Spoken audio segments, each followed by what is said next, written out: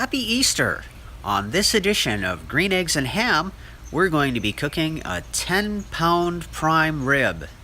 You heard it right, a 10-pound prime rib. We're going to set up the egg for indirect cooking and use a CyberQ Wi-Fi to monitor the cook as it progresses while we attend church services. Let's get started.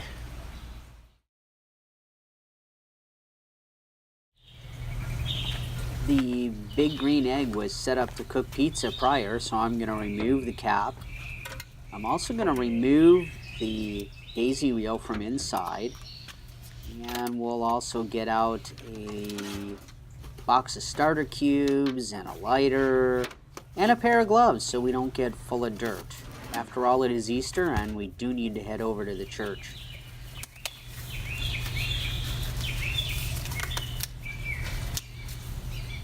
When I use the big green egg for pizza, I use a pizza stone sitting on the grate. So I'm going to remove that stone right now, and I'll also remove the grate.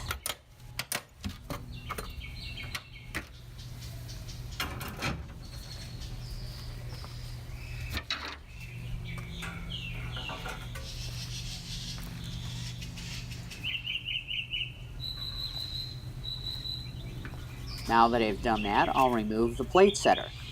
The plate setter is used for indirect cooking.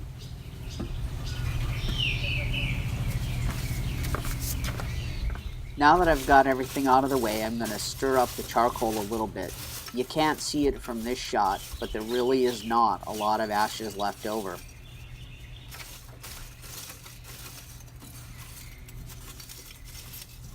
Stirring the charcoal also creates air gaps for great airflow.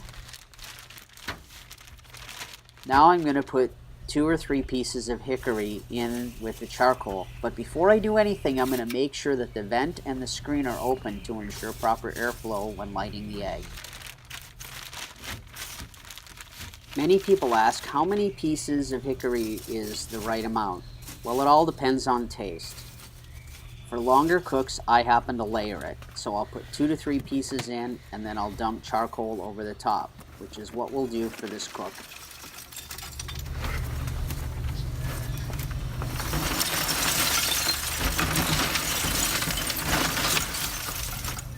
Okay, as you can see, we have the egg loaded with charcoal, and we have taken a big green egg starter cube and we've cut it in half lengthwise. And we're going to go ahead and put it in the charcoal right here and right here.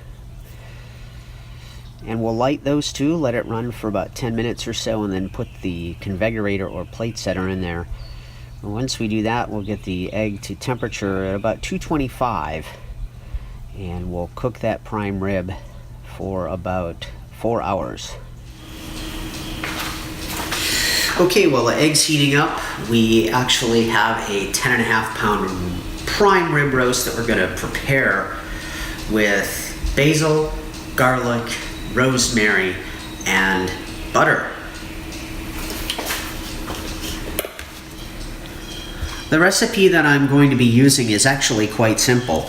The original recipe is from Dr. Barbecue, and it called for a tablespoon of basil, a tablespoon of rosemary, and a tablespoon of tarragon. Of course, all 3 finely chopped. But I have family members who don't like tarragon because of its licoricey flavor, so I'm going to substitute tarragon for garlic. I'm also going to open this roast, or open this prime rib, and get it coated with salt and pepper. And we're going to use kosher salt and fresh ground pepper for that. It calls for 4 tablespoons of butter at room temp. And it's half a stick, so we're just going to cut this in half with a nice sharp knife. There's our butter. I'm going to go ahead and get that out of the way. And we'll use just the leaves. Oh, that smells so wonderful. If you've ever cooked with fresh herbs, this is truly the way to go. If you haven't cooked with fresh herbs, I urge you to try it. Oh, I think that's a tablespoon. And the recipe says finely chopped, so we'll go ahead and chop it.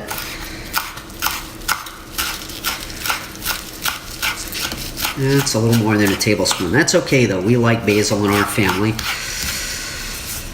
I hear many folks that say, well, the recipe called for X. And I always urge folks, substitute where you see fit. It's all about your taste palettes and your profile, not about mine. The first time you follow a recipe though, you may want to follow it to the letter.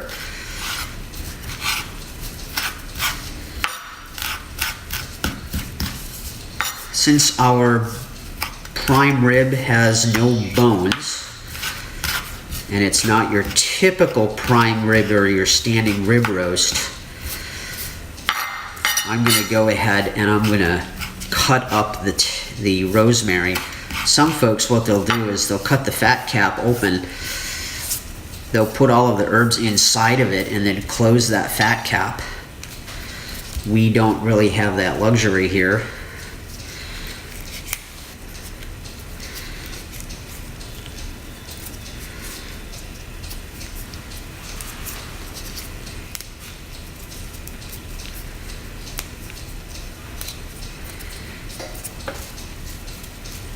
Again, if you've worked with fresh herbs, the smell just fills the kitchen.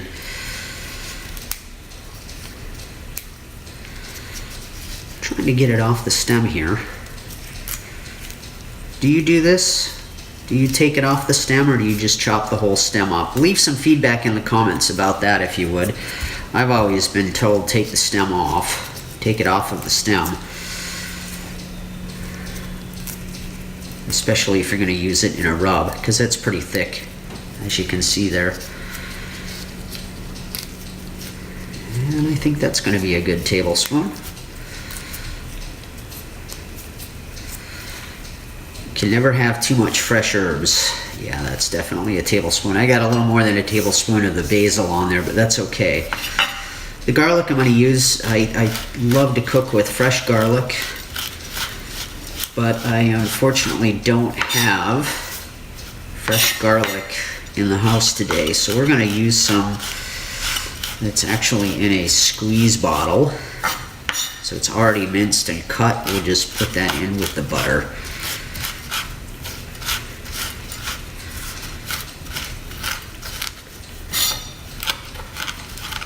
And you can tell my knife skills need some work. The fun thing though is just get out and cook. Don't worry about your knife skills or things of that nature. You're going to get great food on the Big Green Egg regardless of what you, well, I shouldn't say regardless, but you're going to get some great food on the Big Green Egg regardless of if you truly measure your ingredients. And I just cut a hole in my glove. So we'll have to change those out before we touch the roast, or the prime rib. And there you go, herbs are ready. So I'm basically going to combine those with the butter, and it's going to make a fantastic herbed butter.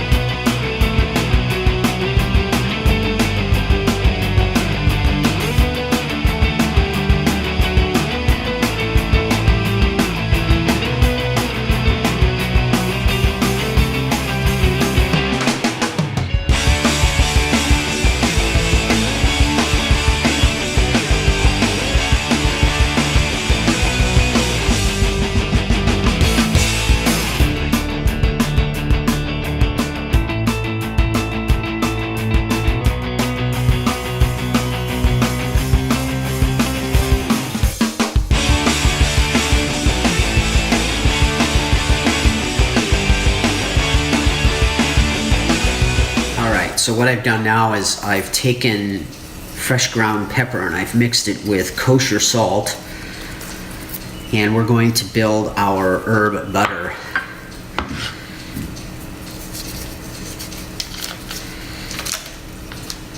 So we'll take that and put this into a bowl. And maybe mash that up a little bit with a fork. Mash it up with a fork so that we can actually do something with it.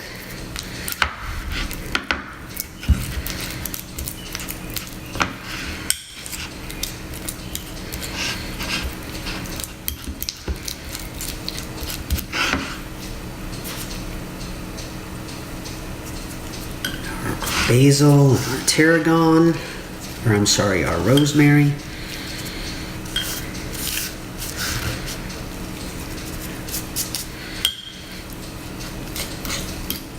And we're just going to make a beautiful herbed butter. I probably could have cut this up in a little smaller pieces, but that's okay. We actually may need some more butter with this.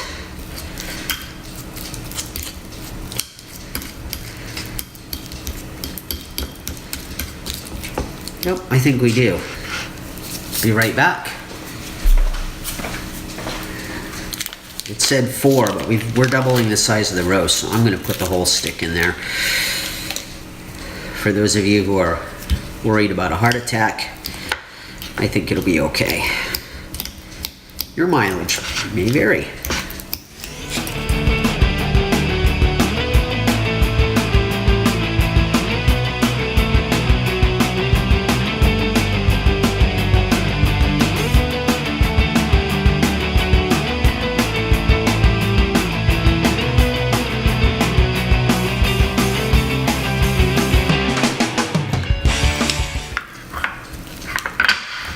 Normally I wouldn't do this if I didn't have gloves, but I have gloves on, and it's going to go on the roast anyway. So, beautiful rubbed herb butter. Look at that. Look at that. Little, needs to soften a little bit more, but phenomenal. That is going to be so good. Okay, next up is to prep our prime rib. The egg is still heating. It was at about 250, and when I put the plate setter on it, it actually went down in temp. So I'm going to go ahead and open this roast over the sink. I keep calling this a roast. The prime rib is actually a standing rib roast.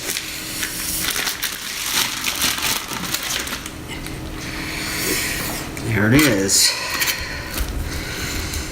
This guy has no bone. I'm going to pat it dry with a paper towel. Might seem counterintuitive, but you want to get as much moisture off of it as you can.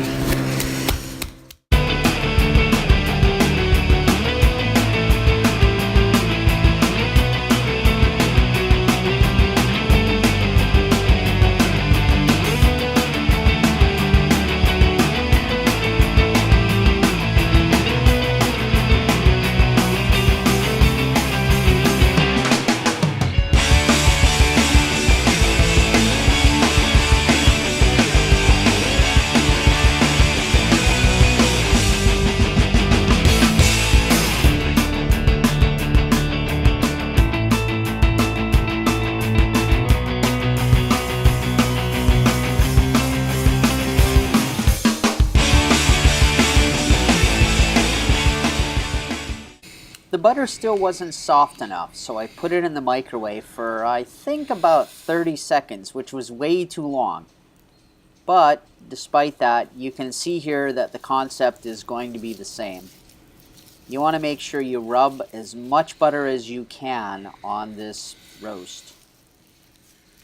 Remember, it's got basil, garlic, and rosemary in it. Those flavors will pair wonderfully with the prime rib.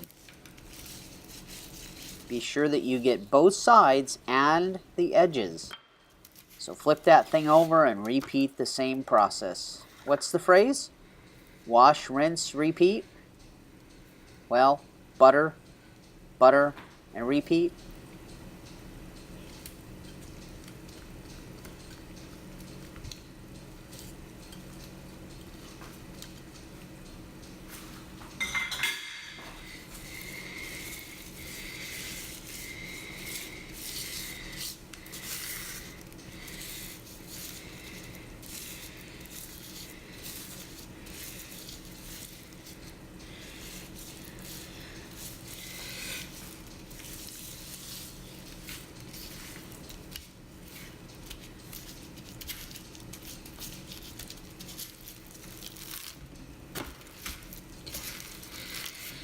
Take a look at this beauty. That should do it.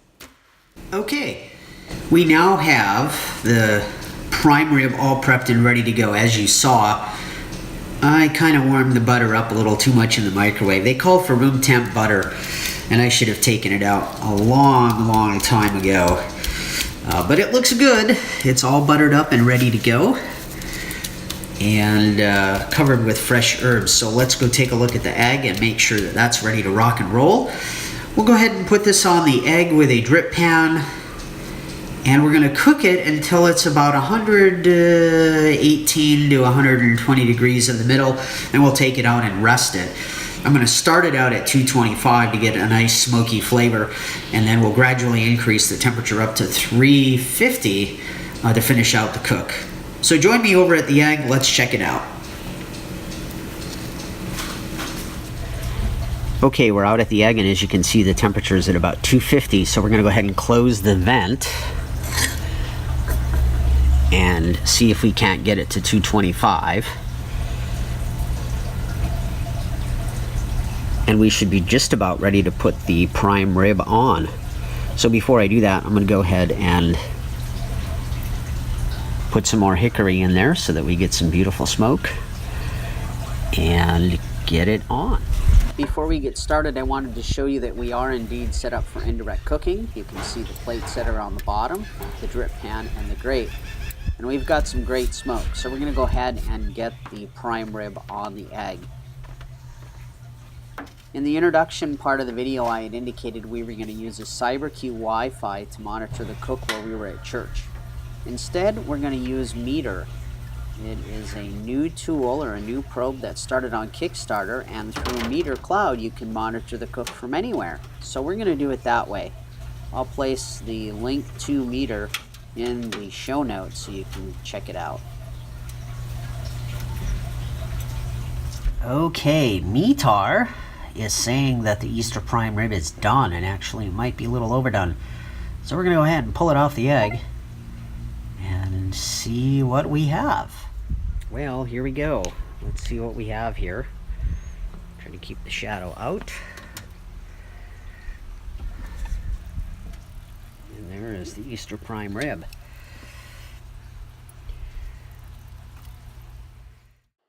After I removed the prime rib from the smoker, I wrapped it in 2 to 3 layers of aluminum foil, then placed it in a cooler to rest. Incidentally, this is a great tip, especially if your cook completes way before it's time to eat. It'll also give you a chance to collect the juices to make a wonderful au jus. Take a look at the finished product. It was absolutely fantastic.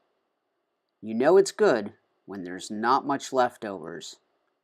I hope this video helped answer some questions you may have about cooking your first prime rib. If you like what you see, click on the subscribe button and be sure to stick around. Next up, we're going to be out at Alafaya River State Park with the Brandon Amateur Radio Society. See you next time on Great Eggs and Ham.